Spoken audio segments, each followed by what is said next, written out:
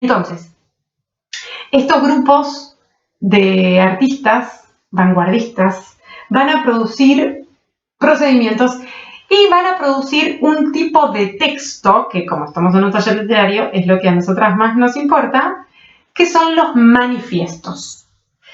Los manifiestos son textos breves que son declaraciones de intenciones, ¿no? Son unos textos breves donde estos grupos poéticos van a decir qué se proponen destruir y qué se proponen crear, contra qué están y a favor de qué están, ¿no? Es importante entender que las vanguardias pretenden una ruptura total con lo establecido para construir algo totalmente nuevo. Y bueno, acá tenemos que parar un poco la pelota, más parada de lo que está. Bueno, se paró la pelota, ¿no? Tremendo. Parar la pelota y entender, pensar, reconocer que a 100 años de distancia de esas vanguardias históricas, nosotras ya sabemos que lo total tiene muchos problemas. Después de Lacan, podemos decir algo, no todo. Si queremos todo, si pretendemos todo, si esperamos todo, quedamos atrapadas, congeladas en esa ilusión mortífera del todo, ¿no? No. Algo, no todo. De hecho, yo tengo acá un fanzine que produjimos con el grupo de taller literario del año pasado en el Centro Cultural del Taller, que se llama justamente Algo, no todo. Fueron las alumnas y el alumno quienes eligieron el nombre, ¿eh? Está muy bonito, acá están las producciones de ellas y de él. Y le pusimos ese título porque nos encantó esa frase lacaniana, algo, no todo. Bueno, entonces, con esto que sabemos ahora, a 100 años de aquellas primeras vanguardias estéticas, de que no se trata de romper todo para crear algo totalmente nuevo, podemos igual intentar la escritura de un manifiesto. Eso es lo que les voy a proponer, a manera de juego, que escribamos cada una de nosotras un manifiesto. ¿Qué vamos a poner en ese manifiesto? ¿Sobre qué vamos a hacer nuestra declaración de principios? Sobre la literatura de la cuarentena. Eso es lo que les vengo a proponer. Lo que yo les propongo es una consigna, una propuesta que ustedes pueden tomar al pie de la letra, si les sirve tomarla al pie de la letra, o partir de ahí y transformarla. La consigna viene a eso, ¿sí? Viene a darles una oportunidad de vencer lo todo, justamente, porque una página en blanco es eso. Una página en blanco es un todo, es una totalidad, que nos puede dejar paralizadas. La consigna viene a generar señales, a poner obstáculos, y de esos obstáculos y de esas señales es de donde sale, es lo que permite que emerja la creatividad, ¿no? Entonces, bueno, y vuelvo, aclaro que yo voy a poner pautas en mi consigna, que ustedes pueden tomar al pie de la letra o no. Entonces, la literatura de la cuarentena. Yo, para que ustedes tengan una idea, por si alguna nunca leyó un manifiesto, no sabe lo que es un manifiesto, yo les voy a leer 1, 2, 3 frases del manifiesto más famoso de nuestra literatura nacional. Tomo agua también, soy bebedora responsable. El manifiesto más famoso de nuestra literatura nacional es el manifiesto de Martín Fierro. El manifiesto martinfierrista, que salió justamente en la revista Martín Fierro, en el número 4, acá en Buenos Aires, el 15 de mayo de 1924. Y acá hay algo muy importante para tener en cuenta, que es que este manifiesto, si bien los manifiestos generalmente se presentaban de autoría colectiva, representando al grupo, en general tenían un autor. Por eso les decía que las vanguardias suponen una grupalidad, pero a veces una grupalidad un poco imaginaria. En este caso, el manifiesto martinfierrista tiene por autor nada más ni nada menos, debería decir, que Oliverio Girondo. Sí, el gran poeta Oliverio Girondo. Les recomiendo muchísimo el libro En la Masmédula de Oliverio Girondo, que si bien es mucho más tardío respecto de las primeras vanguardias estéticas, es, bueno, una de las mejores de las piezas más logradas de lo que puede ser una poética vanguardista. Y si no tienen el libro o no tienen ganas de leerlo, busquen en YouTube, porque hay lecturas de Oliverio Girondo por Oliverio Girondo, que son muy interesantes. Son muy interesantes. De En la Masmédula. Les recomiendo ese libro en particular, esas lecturas en particular. Bien, el manifiesto entonces martinfierrista, para que vean el tono, el registro en el que está escrito, ¿no? La retórica. Dice: frente a la impermeabilidad hipopotámica del honorable público, frente a la funeraria solemnidad del historiador y del catedrático que momifica cuanto toca, ¿no? Como ese tono como confrontativo, de arenga, que tiene algo de la oralidad también, ¿no? Como algo que podría ser leído en frente de un grupo, subido a una especie de púlpito. Imagínense también esa época, imagínense los años 20, ¿no? Y un meeting de los años 20. Y sobre todo frente al pavoroso temor de equivocarse que paraliza el mismo ímpetu de la juventud, más anquilosada que cualquier burócrata jubilado. Martín Fierro siente la necesidad imprescindible de definirse y de llamar a cuantos sean capaces de percibir que nos hallamos en presencia de una nueva sensibilidad y de una nueva comprensión que, al ponernos de acuerdo con nosotros mismos, nos descubre panoramas insospechados y nuevos medios y formas de expresión. Fíjense el énfasis en lo nuevo, ¿no? Esto es muy importante porque el manifiesto implica una ruptura entre lo viejo y lo nuevo, que puede ser total o no, que puede ser tomando los elementos de lo pasado, pero que sí implica algo que es nuevo, que es inédito, como esta cuarentena mundial, que es nueva, que es inédita, que nos pone en una situación en la que no estuvo nuestra madre, no estuvo nuestra abuela, no estuvo nuestra bisabuela, nadie estuvo en esa situación. Es una situación inédita y nueva. Por lo tanto, la literatura de la cuarentena también va a ser una literatura nueva. Martín Fierro, artista, se refriega los ojos a cada instante para arrancar las telarañas que tejen de continuo el hábito y la costumbre.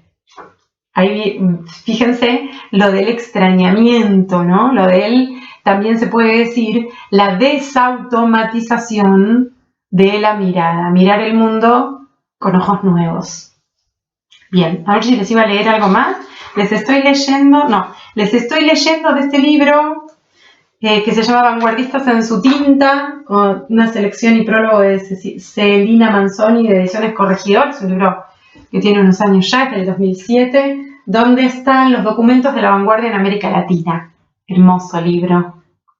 Bueno, entonces, ¿vieron el tono del manifiesto, no? Es bien contundente, como para ser leído en público. Bueno, se valoriza lo contemporáneo en contra del pasado, ¿no? O sea, el pasado, lo que ya conocemos, es con lo que hay que romper. Hay que valorizar lo contemporáneo para generar algo nuevo. Esto es característico sine qua non del manifiesto. Es un texto breve, les decía enfático, busca imágenes poco formales, coloquiales, o sea, no es rebuscado. Puede ser poco lógico, sí. Puede intervenir sobre la lógica de lo cotidiano, puede utilizar metáforas que no resulten inmediatamente transparentes, reconocibles ni comprensibles. No utiliza un lenguaje cotidiano en ese sentido, desde el punto de vista de la lógica, pero tampoco utiliza un lenguaje formal en el sentido académico. ¿Se entiende esto? Bueno, no sé si lo entienden o no, porque no los escucho. Bueno, algo muy importante es el tema de lo colectivo. ¿Por qué? Porque ustedes van a escribir un manifiesto y es muy importante que ustedes sean como Oliverio Girondo. O sea, ustedes van a escribir ustedes, pero en nombre del grupo. Entonces tienen que imaginar ese grupo e inventarlo. Y muy importante, fundamental, ponerle un nombre a ese grupo. Si no se les ocurre otro nombre, van a decir las acuarentenadas, o los acuarentenados, o les acuarentenades, o las acuarentenadas de Monte Castro, no sé, lo que ustedes se imaginen, pero pueden inventar. O pueden también inventar un nombre que termine en ismo, porque vieron que en las vanguardias utilizaban ese final del ismo, ultraísmo, por ejemplo, ¿no?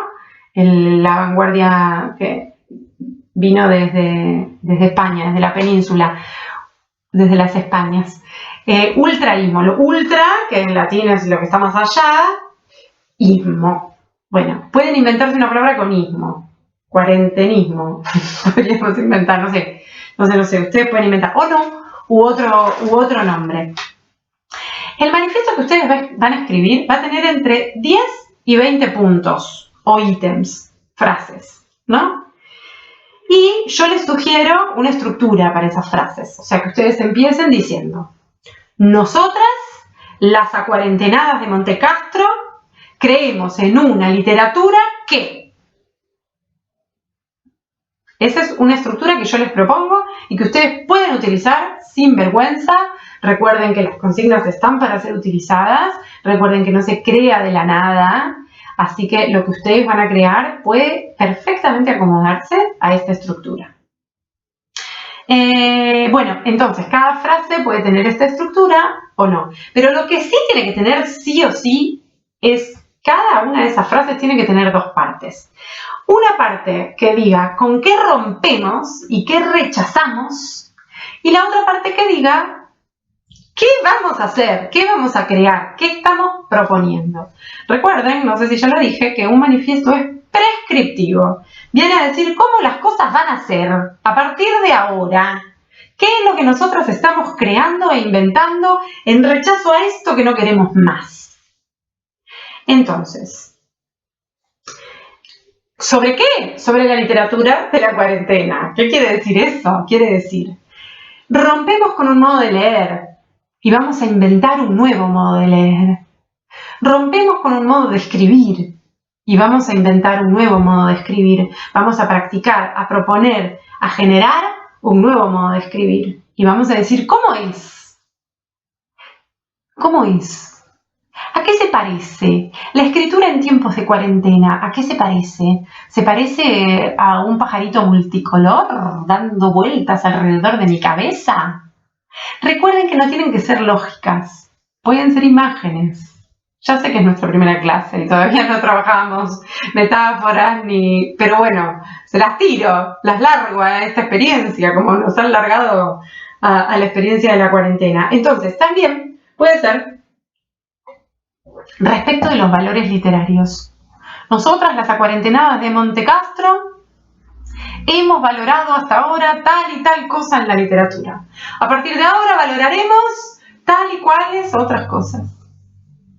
Puede ser sobre los modos de compartir la literatura. Hasta ahora la literatura se ha compartido de esta forma o se ha difundido de esta forma. Ahora vamos a difundirla de esta otra y compartirla de esta otra. Hasta ahora hemos hecho literatura ¿cuándo? ¿Dónde? ¿Por qué? ¿Para qué?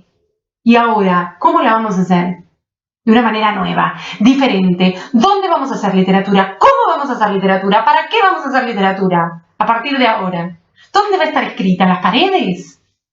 ¿La vamos a leer por un megáfono? ¿Vamos a hacer túneles bajo la tierra para que la literatura pase por, no sé, cualquier cosa? Bueno, entonces, también podemos proponer cosas en la relación que esperamos de la literatura, por ejemplo, con los otros discursos o con las otras prácticas. La relación de la literatura con la educación, con la política, con el periodismo, con la medicina, con la cocina, con la jardinería. ¿Cómo imaginamos la literatura con la crianza? ¿Cómo imaginamos la literatura relacionándose con otras prácticas o con otros reinos? Con el reino animal. No sé. Los lugares, ya dijimos, ¿dónde se hace la literatura? Bueno, todo eso. La idea es fundar un mundo nuevo. Porque ¿saben qué? Creo que toda esta reflexión y este trabajo nos va a hacer mucha falta. Tenemos que pensar sobre el mundo nuevo que necesitamos crear.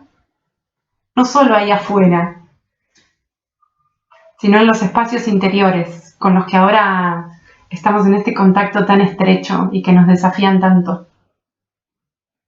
Bien, y para cerrar, yo les quiero contar y compartir que hace poco tiempo encontré un libro que me dejó bastante fascinada y que me hizo pensar mucho en un manifiesto. Es un libro creo que salió el año pasado, en el 2019, ahora se los muestro, estoy generando suspenso.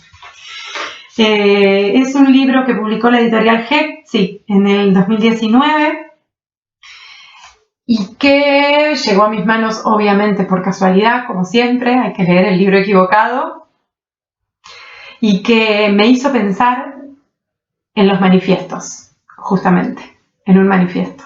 Si bien es un manifiesto distinto, siglo XXI, año 2019.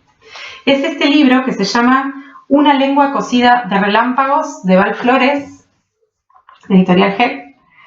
No sé si está digital, así que si no está digital van a tener que esperar a salir para ir a por él. Pero voy a cerrar esta clase leyéndoles unas preguntas que aparecen en un momento en este libro. ¿Cuántos músculos tiene tu paciencia ante la incerteza?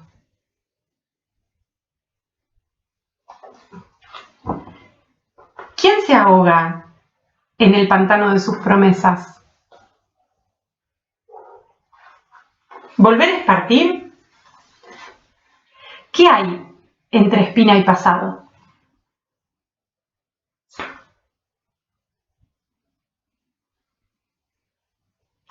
¿Cómo rozar tu desierto que hace tambalear mi lengua?